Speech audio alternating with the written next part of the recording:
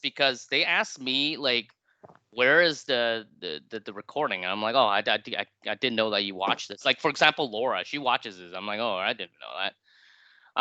But yeah, let's just get started. And as always, can everybody see my screen as well as hear me fine?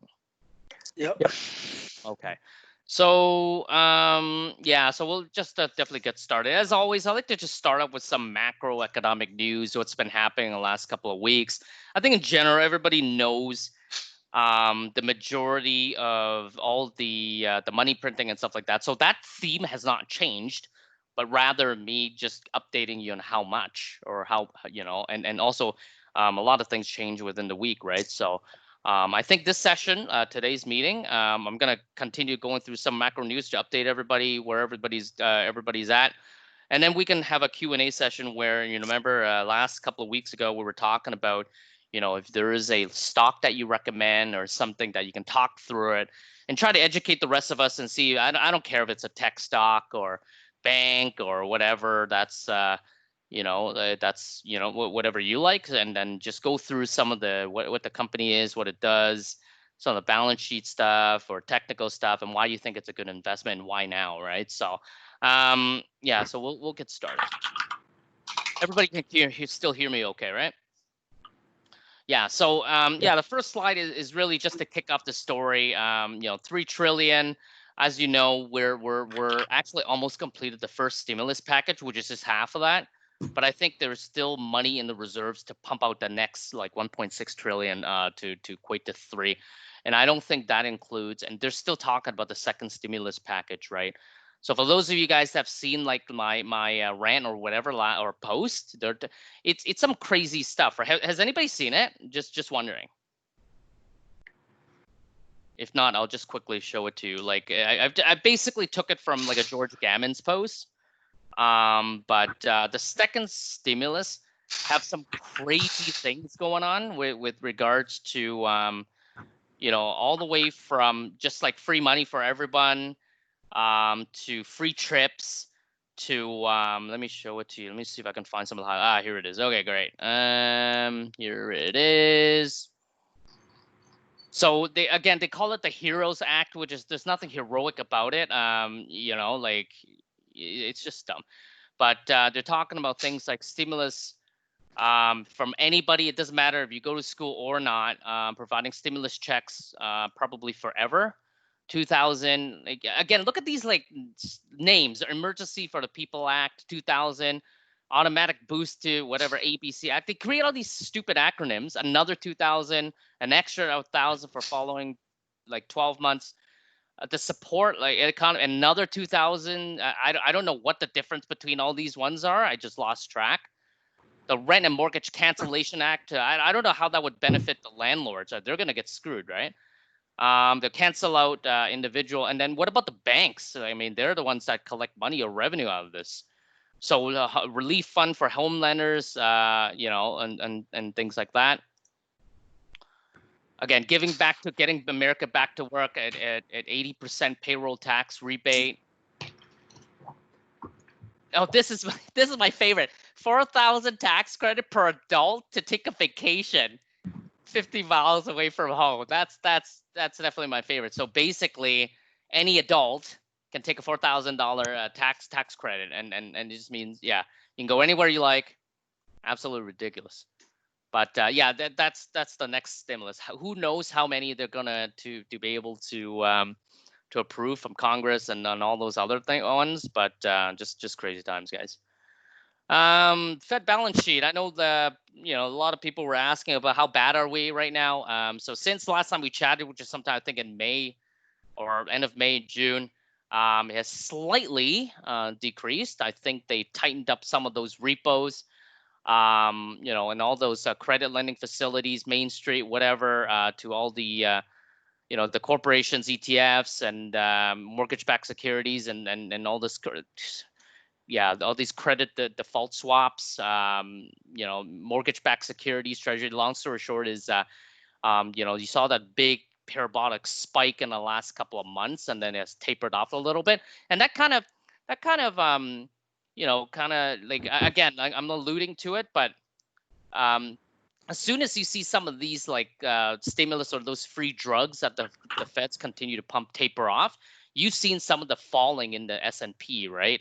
In the last couple of weeks, for those of you guys that have watched it day in and day out, it has fell, right? So can it be correlated? I think so, but because what else is backing like this free money, right? Where are the people getting these like money from to put into Robinhood accounts? It's not like they earned it. They don't go to work. They don't work, right? What else are they going to get the money from, right? So, if this stops, then everything else just crashes, right?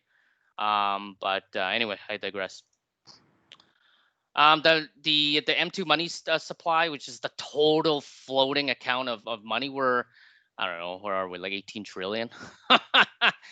It's continued to expand with the Feds printing out the massive amounts of money either on the Fed reserves for the main banks, like your Goldman Sachs and whatnot, to borrow from one another. It's sitting there, but again, we've at the same time we are still going through a period of deflation where not a lot of people are taking loans out. So that's why a lot of this is not hitting the circulation of the market yet. So that's why we're talking about money velocity in the chat versus money stock. So a little bit different, but it's good to see what's going on in the monetary inventory, so to speak. And the United States is not the only one that's doing it, right? So every single, and this is just the amount of stimulus that the Feds or central banks of every country are pumping out as a percentage of GDP, right? So if you see something like this, you can see that, for example, Germany has a lot smaller of a GDP than that of how much money it is printing, right? As in a proportion of. We're somewhere over here, right? And the US is over here. So the smaller it is, usually the better, because it is proportional to your real growth. That's in general, super 50,000 foot level.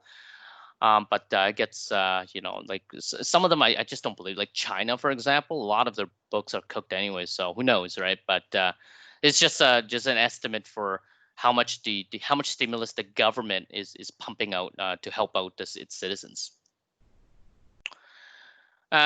Looking at shadowstats.com, for those of you guys that don't know the website, it's a great, fantastic, like non-government research website that has really good information with like real inflation, real unemployment, stuff like that. And again, the government really cooks their books with regards to what they call U3 versus U6. These are just they're basically discounting people that you would think that unemployment means unemployment, but no. So you can be out of work, looking for work, but then you don't show up on your unemployment. So that's how they cook some of these books, cook some of these numbers, versus people that they're unemployed and haven't looked for a year. Then you start being counted as unemployment. So that's why I really don't like the numbers that the government gives us. The real kind of stats that this website or this person creates shows somewhere around 33, which kind of makes more sense to me. And that would really mean 1 in every 3rd person in America is unemployed, right? Which is completely crazy, but yet stocks continue to climb. And you can tell that the S&P versus the GDP growth, right? Usually they're proportional, right? If you take a look at back there where your stock market should be somewhere in proportion to your goods and service being pumped out. That's what GDP is, but you can tell here that's just completely disconnected. There are some instances where they are disconnected, like every single one of those like the last GFC or the global financial crisis and whatnot, but it won't be that disproportional, right? So as you can tell, who knows what's going to happen, but this is just an interesting way to kind of show how disconnected the real economy is. When you think of GDP as the real economy, which is just productivity in terms of goods and services, versus the S&P, which is like the market being pumped up. Now, we're in Q3 now, right? So what that means is that you start to see some of the earnings coming in the second quarter being reported. So banks, airlines, and whatnot, and even countries are starting to report some of their GDP. And the first one that's been official is Singapore. stricken more than 40%, but expect this to come everywhere in the world. It's not just Singapore. Canada will be one of them. You know, Q2 for United States will definitely be really, really bad. We don't know if it's like -30 or -20. We don't know. The numbers will probably be cooked a little bit, but you know, expect a negative. So that will be basically mean that officially we're in recession, right? 2 negative back-to-back quarters, right? What else? Rental market. Yes. So defaults. When people can't work, they can't pay their rent. They go broke, right? So you're gonna see an influx of people getting evicted by just inability to pay for their own debts and mortgages. So no market is immune. So NYC, you know, homeless in the U.S. It's you know, it's coming, right? You're gonna see this more and more and more. And all they're hanging by right now is that those $600 like bi-weekly checks by the government, or you know, like some sort of a loan program that they have. Just some more survey data from apartment.com or wherever that play. But yeah, you can tell like, you know, every single month, it's either a big portion of no payment at all or some sort of partial payment. But all throughout, you're looking at 1 in every 3, which kind of makes sense because unemployment is also 1 in every 3. So it kind of correlates to each other, which makes sense. But yeah, you're going to see more of that, which really like snowballs, right? If you're a worker, you can't get a job, you can't find a job, you're not going to pay, and what that translates to, your landlord doesn't have an income. Then what is he going to do? Because he has a mortgage to pay, and then he's gonna miss the payments, and then who's he going to default? He's going to default to the banks and the credit unions or whatever, right? So you're going to see the snowball effect, and you know, definitely the banks are going to get hit one of the worst, and you can probably tell, right? So top U.S. banks, worst quarter. Why? Obviously, low interest rates will prevent them, or should I say, diminish their earnings, because a big part of the business is all, you know, just charging you for credit card, charging you for you're just having a loan or whatever, right? So, but at the same time, if you know their clients, which is the everyday folk, they can't even pay back their you know, their money, then of course they're not going to get any revenue coming in. So that's a big danger for US, and that's why they'll most likely ask for another bailout. Who knows, right?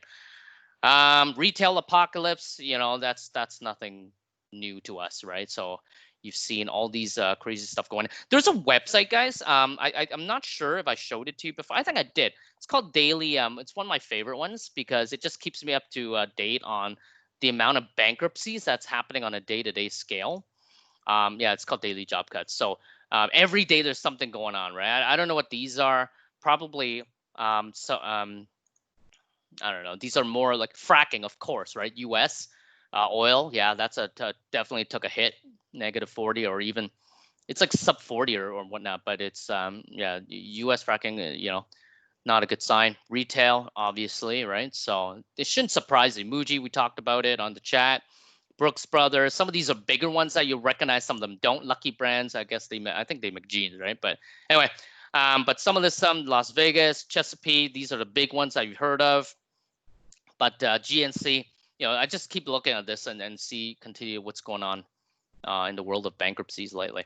But the retail's definitely continue its apocalypse. You know, for those of you guys that continue to read news from the market, I mean, this is not new as well. I mean, it's experts have been talking about dangerous valuations in the stock market for as long as whatever, even before COVID. And the Fed's actually did such a great job in pumping it up that it's now almost at the point of back to all-time highs, right? That's how aggressive they were in pumping air back into this bubble. So just a couple of headlines here with different people talk about different things. And just I know a lot of you guys on this chat are actually big tech guys, and I totally get it. But it's just something that's like to point out, right? So we all know that it's in a bubble. I think we all know that, and we just want to continue to play with it.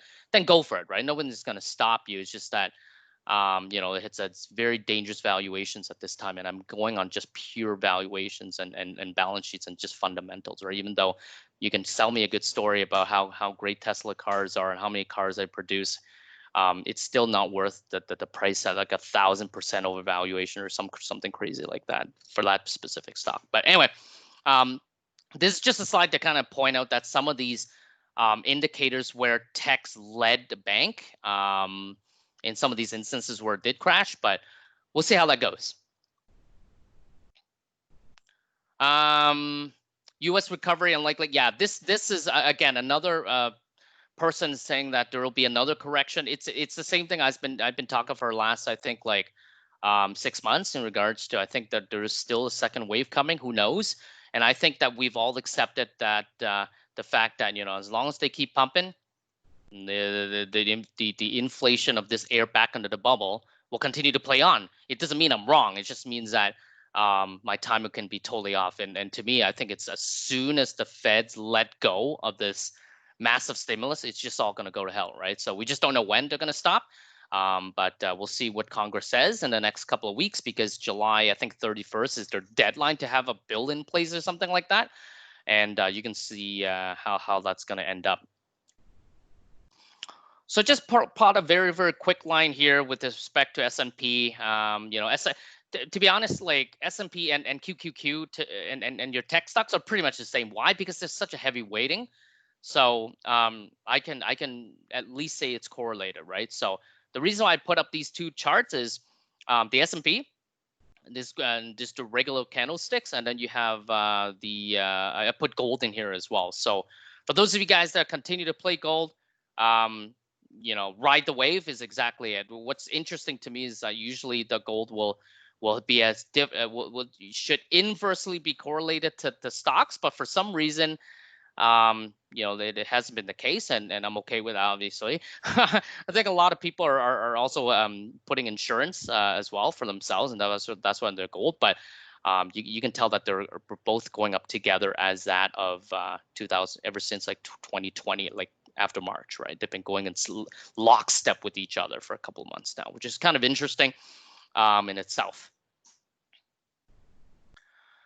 Last couple of weeks, I think Sean has been really diligent about talking to us about silver. Silver has actually made a substantial comeback. You know, we were talking about gold, gold-silver ratio, and silver so undervalued and stuff like that in relation to gold.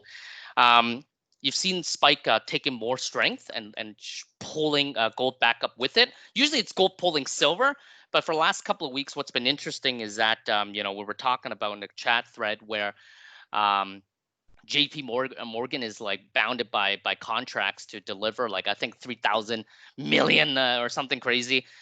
So I just want to show you. So for silver in particular, reported as of July 10th, these are just basically all the different holdings of that tradable metal in both ETF, the banks, the COMEX, and these other companies like Gold Money and stuff like that. And what's interesting is that for the last by the way, like this is a 4-week change. This is really cool. There is a net increase of 65,900,000 blah, blah, blah, blah, ounces of silver being delivered, or should I say bought? I don't know, but all I know is that it's accumulation, and you can times that by the silver price, which is like what, $18 or $19 US, and then you can tell that's only for the last 4 weeks, which explains clearly why the silver price has exploded in the last 4 weeks, which I thought was pretty interesting. This just like pretty much represent the more of a longer time frame, but you can tell that silver in the last year has been going up rather tremendously well, or whatever you want to call it. So for those of you guys that are continue to hold gold and silver, you know, it's going to be a good ride regardless. Yeah, so that's it for the news. You know, I think that's all I'm going to present today with regards to just macroeconomic news and stuff like that. And what I'm going to do is maybe I'll open up the lines here for any general discussions about we'll finish our first segment of the conversation, which is any sort of other news that anybody want to bring up in terms of what they've seen. Gold, silver, tech, it doesn't really matter. Like to keep it as democratic as possible. Anything they'd like to discuss or talk about or tell your friends what they've seen in the broad markets in the last couple of weeks?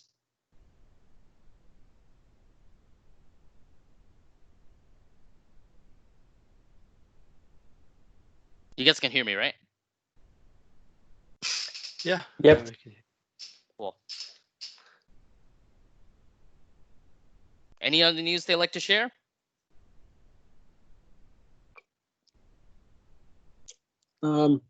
It's me here. So it's Sean. Hey, Sean. Not really any news. I mean, everyone's kind of anxiously awaiting to see what's going to happen with gold and silver. I mean, for me, I've been particularly paying attention to silver. I know gold is that train is left the station and it's on its way. Silver, everyone has been interested to see if it's going to pop above where the trend has been. So usually it's kind of stops at 19, going close to 20, and gets smacked back down. So to me, it seems like the people that have been smacking it down in quite obvious fashion, they're just not as strong anymore, and it's a little difficult to do that when you have tons of people standing for delivery. It's really hard to go deeper into a short hole and suppress the price, and then also not increase your exposure and try to get out of it. So it's like trying to hold the door open at the same time while you're trying to whack everybody. Just you can't do it. So I think we're very close. I mean, this is what everyone watches all these silver videos for, and seeing the talking heads talk. But I think that the mentality that everyone should be is, what do you do when it happens? Like it's more being prepared instead of eating your popcorn, waiting, and then when it happens, not having a game plan. Like what I've been doing is I've been purifying my stack. That's kind of it's a term that some of my friends have been using, and it's what they've been doing long before I even started doing it. A couple of weeks ago, because it hit me in the head that I want to have more higher end, higher tier stuff in my stack collection. Oh, is that what I it mean, means? when you start like, out, just changing like the mints, or are you AKA? Are you just like rubbing and making it shinier when you say purifying? well, when I say purifying your stack, I mean when you start out, you're a beginner. You start buying, a 5-ounce bar, 10-ounce bar, 1 ounces, a couple of fractional ones. You start buying crap that you don't even know what it is, but you know what? Silver was cheap enough. You just start buying anything. But different bars and coins have really different kind of values and qualities to it, right? One of the big things I'm a big proponent of is Royal Canadian Mint bars and coins, specifically the coins. And the reason for that is that when you go to sell them, there's no question. No one's going to stand there and say, well, I don't know if I'm going to buy that from you. Maybe I'll offer you, 90 cents on the dollar of what I think it's worth. No, they're going to pay you top dollar for it without any question. So I've been just trying to add a little bit more of those to my stack and getting rid of a lot of the ones that I'm tired of seeing and staring at. Nothing really special about them. Also with the Royal Canadian Mint stuff, it's 4.9, so it's 99.99% pure. Whereas the typical stuff that you'll get is 99.9.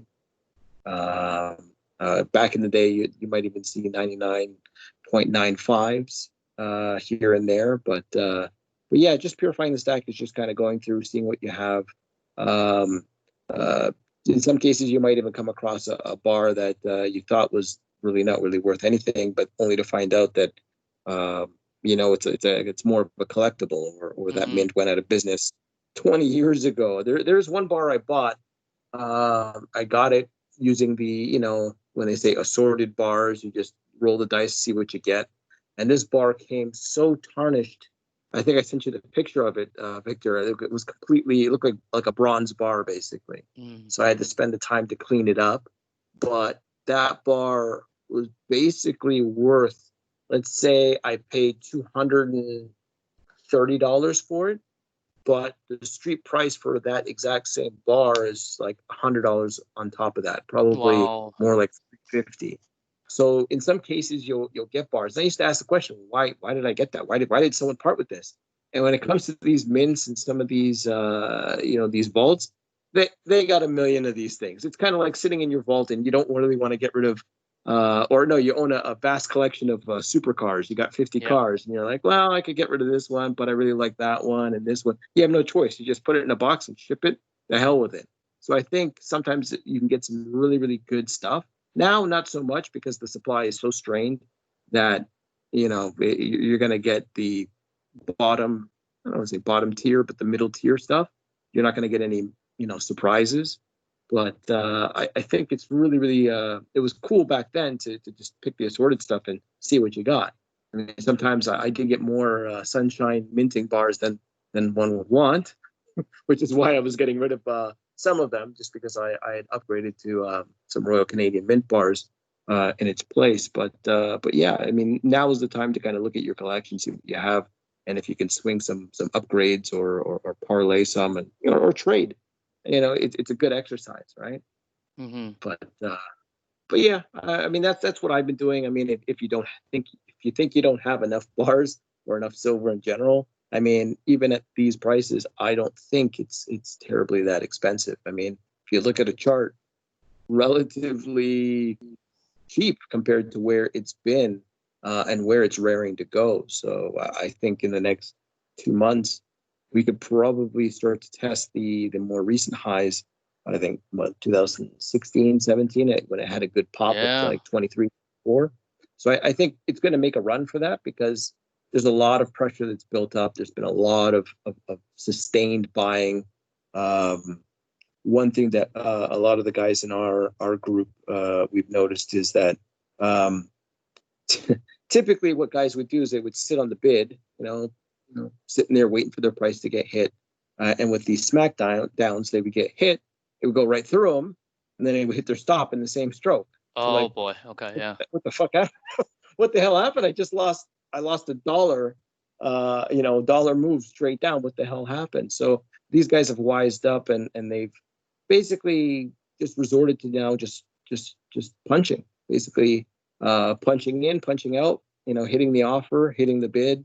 They don't just sit there kind of actively waiting. Or some guys are smart enough to use trigger orders to kind of jump on the moves up. But as soon as it looks like it's going to start giving some back, they just get out right away.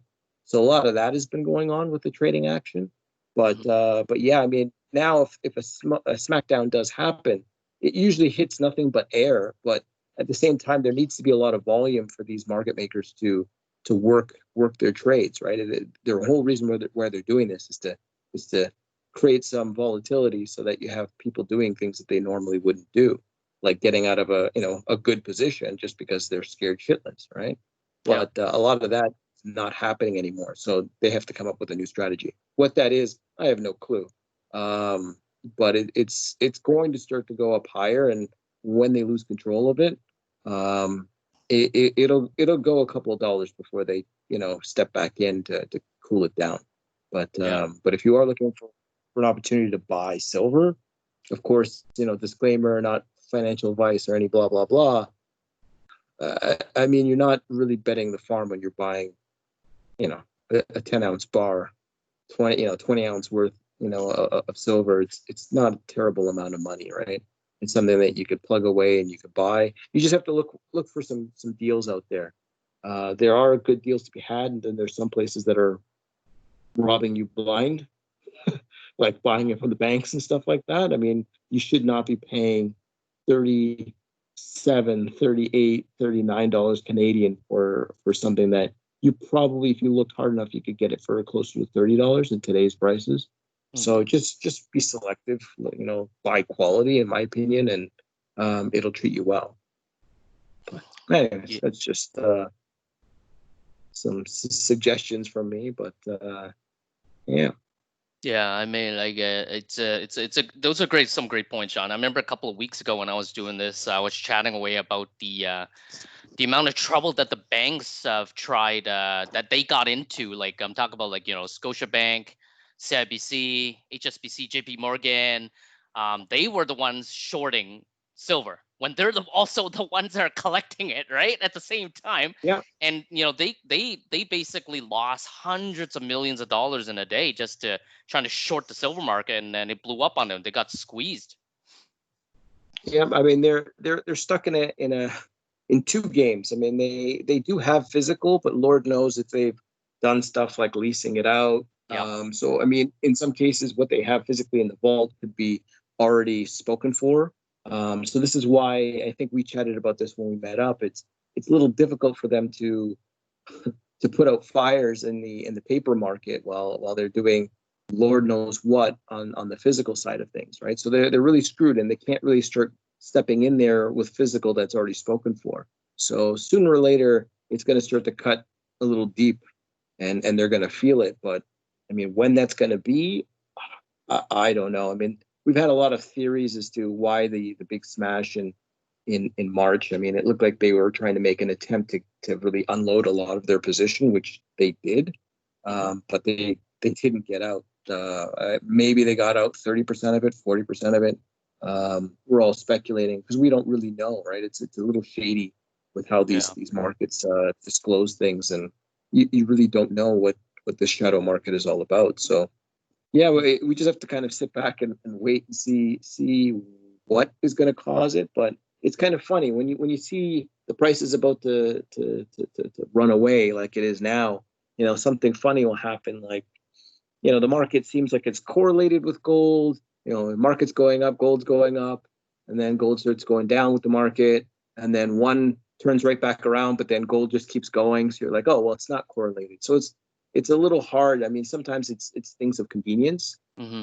with a lot of money sloshing around. I mean, you'll see the U.S. dollar going up when the market goes down, and that's just people reacting by, you know, selling everything, shooting, asking questions or not asking questions later, and just going straight to cash. And then when the coast is clear, people start creeping back out, and then the market goes up. So I'd say half of it is Fed handing out candy to banks to get in there and start buying things, and the other half is the Robin Hood crowd of, Yeah. you know, hey, I got to make. I'm not employed. I got to make money somehow. I got to start throwing it in the market, and if I can, you know, trap, you know, $100 a day or $200 a day in my zero commission account, great. But I mean, if the music stops, I mean, heaven help people if they get trapped in hurts and they're asking the question. I don't understand how this could happen. So we'll have to wait and see how the music plays out and when it stops. But there's going to be a lot of people that are going to get caught in a position that they don't want to be in. Hmm. And yeah, there's a lot of people are going to lose their shirts. Yeah. A problem that the Fed created by, you know, either not regulating this enough or you know what, they let this happen because it was a good band-aid. It was a good way of getting the stock market up. I mean, I'm not going to play any political cards. I mean, it seems like everyone seems to have an incentive to have the stock market do well. Meanwhile, all hell is breaking loose in the real world. But Hmm. sooner or Yeah, later, because I think the also reality a is, lot of the pension funds and stuff like that, and also the state-owned or hedge funds, they have to get a yield, right? So yeah, as a promise to shareholders and stuff like that. So in order to get that yield, and treasuries don't even give them any yield right now, right? So they have be forced to go into the market and to buy stocks, right? And then sometimes in a lot more dangerous, precarious positions than they're used to in terms of their threshold for tolerance of risk, right? you know, I Like, mean, a lot of the smart people I've been talking to about pension stuff they've been like taking the cash, you know, the pay me all at once now, give it to me, I'll take it and run away. You know, forget trying to, you know, take your pension over time. I mean, yeah, they're all basically bankrupt. I mean, as soon as the music does stop, those guys are screwed too. They're going to need a bailout. So I mhm. mean, more printing is coming. I think the Fed is at seven trillion, Yeah, and I think they're some thriller. prepared to go to 10. But By year's realistically, end, I think. Yeah, by year end, they're yeah, gonna expand their balance sheets to like 10 mil or 10 trill. 15. I think 15 is by the time the Democrats get back into the chair, they're, you know, another tranche of liquidity is going to be made available, Near just November. because it's going to be expected, right? So yeah, come high technically January when they take over, and it's going to be the House, and it's going to be the Senate probably, and the presidency. It might be a clean sweep, but there's going to be a hell of a lot of more targeted coordination. So I'm not trying to justify printing money and, you know, just out of thin air and using it for the market and trying to stabilize things, which is the worst thing that you can do ever. But I think they're going to make a more legitimate, say the word like that. They're going to make a better go at it this time around. Let's just put it this way, right? Whereas now it's just been bailing out rich companies, hedge funds, and then all of a sudden the money runs out for all the little guys who didn't get their applications approved. Like that stuff was really terrible to see happen. But there's going to be a lot of coordination with the government side and the Fed. So it'll be interesting to see how that goes. But I think it'll be more programs like with Obama, they had the cash for clunkers or whatever, where it was more bottom up. I mean, you had a piece of crap car that was worth zero, but you're going to get a $4,000 or $5,000 credit for it to buy a new car. Okay, sure, that's a program that'll get some turnover happening in the economy from the bottom up. But they might do something like solar panels for houses. Get a program going for that. You have a lot of construction jobs. They're going to do things that are going to reach a lot more people on Main Street than Wall Street. Wall Street is going to get eviscerated, in my opinion. They're going to get taxed to oblivion. People are going to go to for jail. The Democrats, that's the program, right? They're going to go after the rich. Yeah, I think the number one thing in Washington is going to be like what countries don't have extradition kind of thing, because a lot of people are going to be leaving town and not, stick around to see what the Democrats are going to do, because I think it's going to be tough justice, in my opinion. Mm.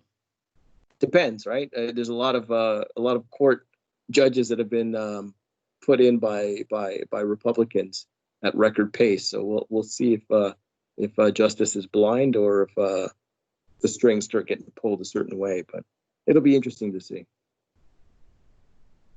Cool. All right. Yeah. Otherwise, for gold and silver, on a super general note, next resistance that I have to cross would be, it already crossed like this one at like 19, and then the next one's at like September of last year at 19.5, and then you have to go all the way to here, 20. Yeah, it's like a silver is a kind of like a slow and steady game. Like in terms of all the previous highs it has to reach from an all-time high of $50 almost, right, from 2012. And meanwhile, gold is stuck in this kind of like consolidation zone where it has to break out of this channel between these 2 points. And then when it does, the next, like I was saying, the gold is very interesting because there's not a lot of resistance left, because the next one is, I have to zoom out to like, my goodness. That's where we're at. Where we cross like 2012's high, the next one's all-time high. So that's why gold is such an interesting. And then I think once we get near this or surpass it, that's when you're gonna see the mainstream media and all the Robinhood traders start to get some attention. But who knows, right? So we'll continue to do it from gold and silver's end. David, Yep. There's one more thing I wanted to add to that, and it's, well, I think most of us here are all Canadians except like probably one American, I think. But either way, I think if you also look at the Canadian gold chart, I think it's telling, because it shows surprisingly a lot of support levels, and you can see it trending higher. I mean, it's eclipsed what the previous highs were before. So if you can zoom out and you can look back at what it's all-time highs. Like, yeah, it's in Canadian dollars, it's all-time highs. Yeah, you're absolutely right. Yeah, and it's like that across the world, right? And then if you look at the curve, look how it's ramping, right? It's still going exponential. It's still going straight up, and it's like that all over the world in any currency. You can pick British pounds. You can pick. They've had a little bit more of a turbulent time than most because of their Brexit on and off. But most currencies around the world, either way, they're in all new highs. It's just the Canadian one is a very, very telling tale of the tape, so to speak. So I mean, it's already happening. It's already running away. Silver. I don't know if I've looked at the silver Canadian one recently. I mean, we all know that we're not paying definitely $19 for it. I mean, we're paying a pretty penny with the premiums, but I think even in Canadian dollars, I mean, it's still on an upward trajectory. It's just there seems to be a lot of shenanigans going on in the U.S. trading side of it on the COMEX market. But yeah, I mean it's already happened. I think everyone should just be thinking about what comes next, right? I mean, gold is going to break out, and silver is going to follow alongside, and it'll probably pass it. Mhm. But I think people should just be prepared for what other trade's going to be. Are they going to start diversifying their stack? Are they going to reallocate back to gold when the ratio starts to come down? I mean, those are the things that are keeping me awake at night, not in a terrifying way, but just putting the plan in place and rethinking. Is that a right price to start reallocating? Do I wait for more? Do I go in a little bit more aggressive? I mean, it's all a slingshot, right? Back in 2000, I think, 8, 9. No. I can't remember exactly what year it was, but that ratio got really low. I think it was as low as 34-1, way back, and then it sprung to where it is kind of now over time. When we were in the bear market, and even when gold bounced and went back up in 2016. But Oh, it did like yeah, I mean that ratio is 2011 going to over come. here, right here, when the gold silver Yeah, ratio so was like 30, right? 30 to 1. yeah, there was a time when it just pinched right down. I remember the day. It was I think it was just the fact that silver just became incredibly strong, and that because you saw it, right? It went up to $50 a barrel, or sorry, a barrel, $50 an ounce, Yeah, and it was just super strong. So I mean, the time to start converting would have been right there. It would have been screaming at you like, "Hey, start buying some gold with that silver," right? correct. Yeah. And if you did that, you would have been all right. The recent move that happened when the ratio went bonkers above 100, that I mean, I'll be honest with you, even I started buying more silver, selling my gold, and then I got Yeah. terrified and I stopped like a deer in the headlights because I was like, this isn't normal. Why is it going like, that crazy? But, I did convert a good chunk, and I held it, and I'm being rewarded for holding it now, because I bought silver at stupid low prices, right? So, Yeah. and everyone knew that move was bullshit, but I mean, you couldn't justify why silver was hitting all new lows for no reason out of the blue, right? So, Okay. Okay, but guys, we're at anyways, 9:50. We have about 10 minutes left. I want to keep it to an hour. And at the same time, I don't want to talk all about gold and silver. And I know that some of you guys may have some stock picks and stuff like that. So maybe we just open up the chat. I have my recommendation, but it's in the gold. But I feel free to, if you guys got a specific pick or something that you want to let the group know about. I know Bien, you talked to me about DocuSign, and yeah, it's been riding up like crazy. So congratulations, man. That was a really good pick. So if there's any more picks that you guys want to put onto everybody's radar, at least we'll keep an eye out on it. Regardless or not, if you believe in it or not, it doesn't really matter. At least we have a more objective, more whatever for the whole group, right? So yeah, take it away. Is there any volunteers? Yeah, like I'll talk a little bit about like my thoughts on like the tech sector in general. Just because like I'm very much involved in this space, like both like personally, like in my line of work, but also just how I see things, like how I look at it today, as it compared to like when I used to look at it like years ago, when I really didn't understand about the stock market either. Um, I think that like for a lot of people trying to look at stock companies that are in the tech space, it's hard to understand why they've been scaling and growing the way they do. Especially when you just look at it from like the perspective of like how Warren Buffett does it, right? Like look at it like from balance sheet the book value of the company. It like even for me, like when I was first looking at them, like it was like how the fuck are these companies worth so much? Sorry, are we recorded right now? Just in case I'm swearing. Yeah, it doesn't matter. It's only for a group of friends, right? Don't Okay. worry, man. You're not gonna be. Your I'm not on investors won't come YouTube after right you. now. I'm swearing, right? Okay. Um, and there's like, so I don't know if you guys ever read the book, it's a short little book by Warren Buffett actually on how to read financial statements. And I think that reading that book actually changed the way I looked at reading financial statements, because the way that he would read financial statements was never static.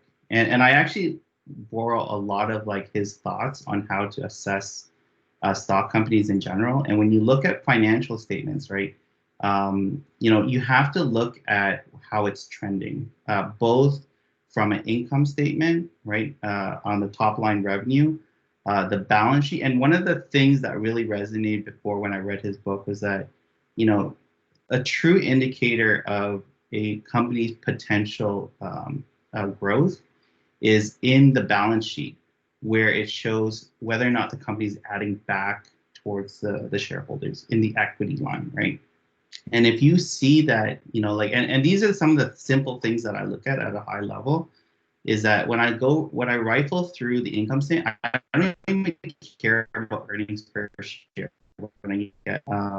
When you look at for especially a growth company, like a tech company, a pure SaaS company, is that you don't even care about earnings at the end of the day, because they're at a growth stage. They're pouring it back, and those numbers are gonna get all fucked up anyways along the way. So you're not gonna get any value by looking at earnings per share.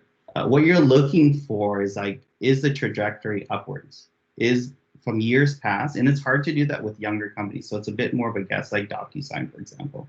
And the other part is the equity. Are they adding equity back into the company? Is that trending upwards? Because that's the true indicator of whether or not a company is really going to grow. You mean reinvesting the cash flow back into the company versus like buying their own stock? That's what you're talking about. If you look at the balance sheet thing, there's a line called total equity, right? And that total equity is usually like common shares and a bunch of, and some other values that I can't remember what it is. But anyways, the point is that if that is trending upwards from years past, in the last 5 years, 3 years, and like I said, with younger companies, that's very hard to show. And usually it's very erratic. Like Shopify was very erratic in its early years. But then it started to solidify its customer base. Its revenue stream started to be more consistent, and then its equity, the company's board, actively put more equity into that line item, right? And that shows that the company is actually increasing in value, right? And I think, and I turn that back to when I read that book with Warren Buffett, How to Interpret Financial, and he used that in a lot of when he first invested in Coca-Cola, with Wells Fargo, when he first invested during the times when regulation was really uncontrolled pre-2008, during the Bill Clinton era, right? But today that's changed, right? It's a lot more slower growth. The equity line's slowing down a little bit more. And today we're in the golden age of technology, right? We're in the golden age where SaaS companies, web companies are really getting magnified by the whole COVID-19. And so when I look at these companies, including Tesla nowadays, and I know that even for me, Tesla, it's a hard pill to swallow. It's really hard. You got to really dig deep. And I kind of agree with you too, is that it's really hard to buy Tesla at these prices. But if you look at it, from the perspective, from the lens of okay, is the top line revenue growing? Are they pouring back value back into shareholders? And on top of that, is their cash increasing? And when I'm looking at right now with Toyota, right? I'll share my screen too, actually. I'm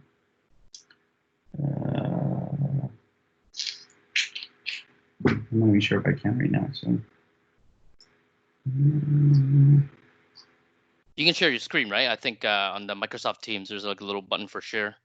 Oh, I gotta reboot my computer again. I'm not. Okay. Okay, forget it. Yeah. Let's see here. No, maybe not. Okay. Let's see here.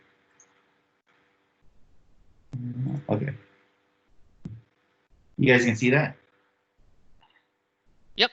Okay, so when I was just running through this earlier, right? And I'm looking at Toyota and General Motors, and these are big, massive companies, right? And when I look at that, and I'm talking from a perspective, looking at it from a tech company, right?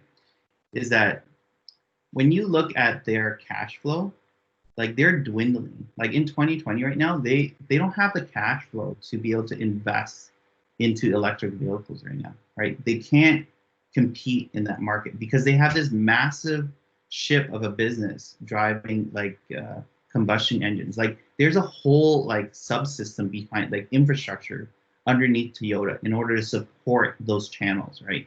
From their vendors, their suppliers, their contracts. There is no way that they can just steer that ship. It's like steering a cruise line when it's heading into the port and expecting it to turn 90 degrees. There's no fucking way they can do that. The same thing with General Motors. They're even in more deep shit. Like even though their top line revenue, like you can take a look, it's massive. They're doing like, you know, $150 billion in revenue, but it's like stagnating. It's actually in decline, right? And the same thing with their equity. Their equity is flatlining. They're fighting it. They're really trying to fight it, and they've been doing that for years since 2008. And Toyota, like, you know, they were doing well, but like, you know, like they've also really flatlined, right? And that's also because they're such a big company and their whole infrastructure is based on, you know, the combustion engine. And you can also see that their cash position is in the negative. They can't switch gears. They can't redirect their ship into a different direction. So despite the fact that they're well aware that, you know, Tesla is building, you know, like an innovative space, and they're tiny in relationship. Can you show Tesla, by the way? Like I'm curious. So with Tesla, you can see like, you know, they're tiny. Their numbers are tiny, and for very good reason why you guys are very like, you know, like a lot of people who are shorting a Tesla, they're shorting them for good reason, because if any of these metrics come back, you're going to be on the bad end of it, and it will swing like a couple $100 a share downwards. But the argument for them is that their revenue is increased in terms of percentage wise. It's like phenomenal. They're gaining market share. That's what you're saying. Yeah. So their top line revenue, their earnings per share, it doesn't even fucking matter. But it's like it's going in the right direction too, right? But in terms of their equity, they are pouring massive amounts of equity back into their equity line. And if I would borrow the statement from like Warren Buffett, is that like a true indicator of growth is in the equity line under the balance sheet, right? So when you look at that, and you look at the fact that they're in a position that essentially the market's completely open to them, and nobody can either can compete against them just because of the sheer like capital cost. And then we're talking about Elon Musk, who owns a SpaceX company too, right? Like you know, you don't want to bet against this guy. So like when you look at that, and then the fact that like from a technology lens too, that they're building essentially the next computing platform to be able to deploy any sort of software application. Like Amazon did that. They deployed like large amounts of servers, and they essentially said, hey, why don't everybody run their application on our servers? They control the ecosystem behind it. And Tesla is in a position where they'll be able to control it, which is the reason why Amazon is fighting so quickly to get into the autonomous vehicle driving space. So if you look at it from those lenses as the potential for the opportunity, but also where the trajectory of the company is going, like Tesla is a very dangerous company. Like they're going to run everybody over just because of the way that they're operating, the way that they're structured, and they have agility. They're not held to like the standards of like dealing with dealerships. Like you click on a button, you order a car. Like that's how they do it. They do just-in-time ordering. So they've applied Toyota's like methodology, just-in-time manufacturing, right down to like the ordering process. So but don't get me wrong. Like I think Tesla is freaking expensive, right? But you add into the fact that like the Fed is also printing money like crazy.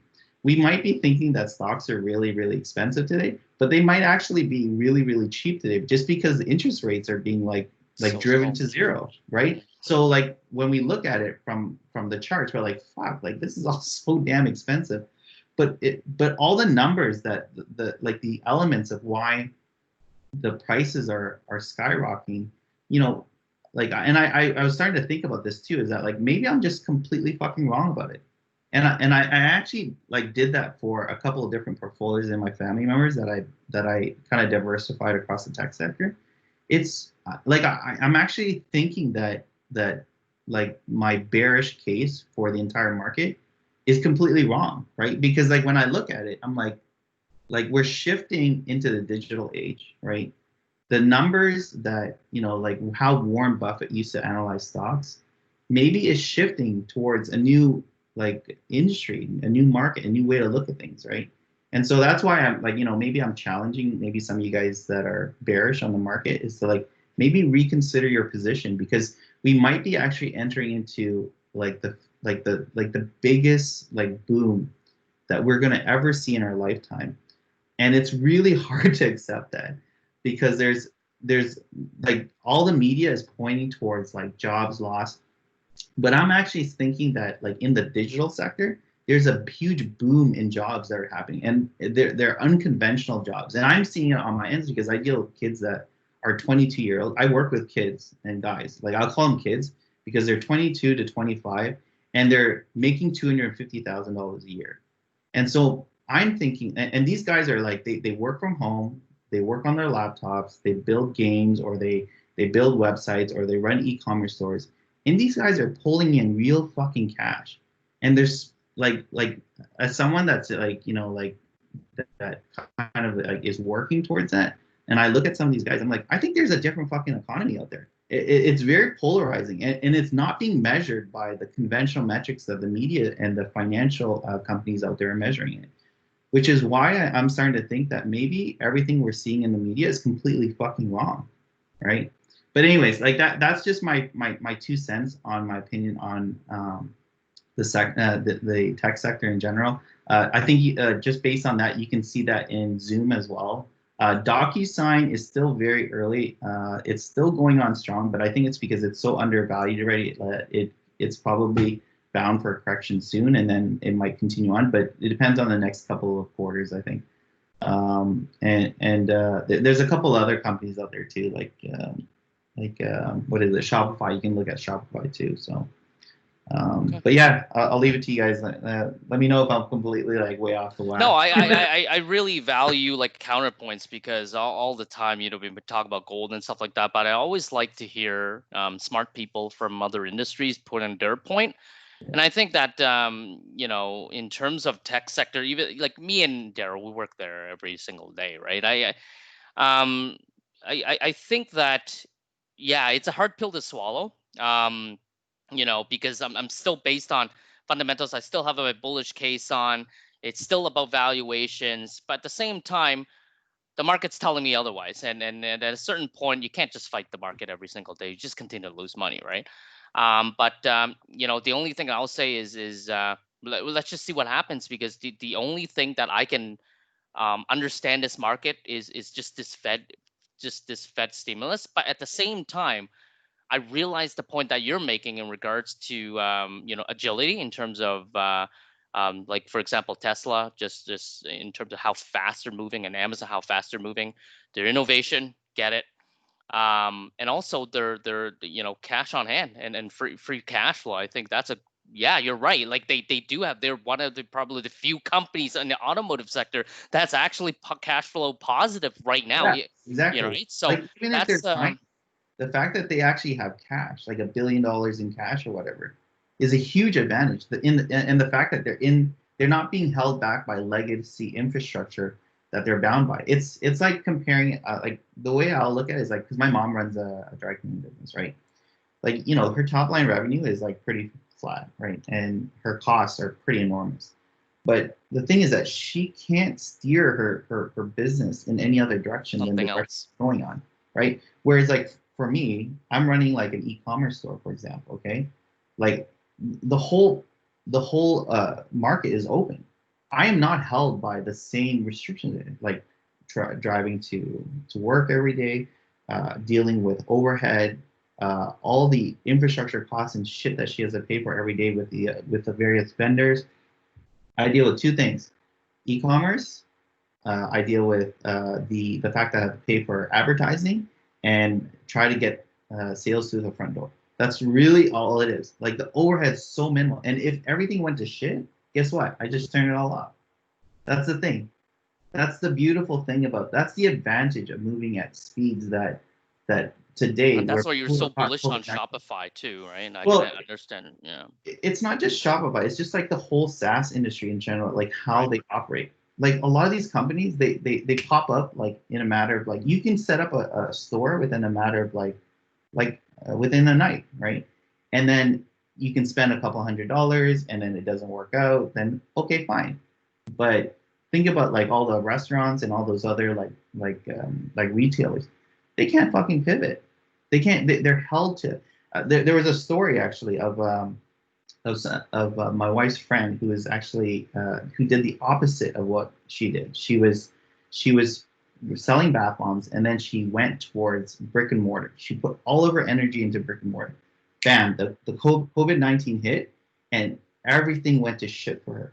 Meanwhile, you know what I mean, on the polar opposite, the people that are focused on more on the e-commerce side, they just thrived and kept on growing, right? And they didn't have to change direction because like the brick and mortar guys, they had to reverse and take steps back, like, you know, deal with all their vendor issues, all their overhead issues, and then reverse and then steer their course back into e-commerce, right? So that's why like when I look at it, like I'm looking at it from a practical perspective too, and just what I'm seeing from experience is that maybe like and I'm telling you, I actually subscribe to the way you think. You know what I mean? Like we're not actually far off from the way I think. But every time I look at it, I'm like, maybe I am just completely so freaking wrong that we're missing one of the biggest opportunities, and it's all over. It's sprinkled all over the place, right? And it's showing us signals everywhere, but we're ignoring it. But that being said, like continue to invest in also like hedge funds like gold, because I do it too, because it scares me. Like this is like it's hard to accept. It really is. It's really hard. But yeah. Anyways, that's those are my thoughts. Great points, Ben. No, I really appreciate you bringing that up, and I really value your input. Okay, guys, it's 10:10. I wanted to end it because there's been actually I was really surprised at the amount of chat that we had. This is exactly what I was looking for, right? And you know, I'm hoping that in the next couple of weeks when we do this again, I have more feedback. Sorry, Daryl, I'm not sure if anybody else or Mark or Dad or John, you guys have anything else to say. You know, I don't want to extend this for too long, or else people get you know, they don't want to come back anymore. Right? I'm gonna stop recording, but I'm hoping that, you know, like we can do this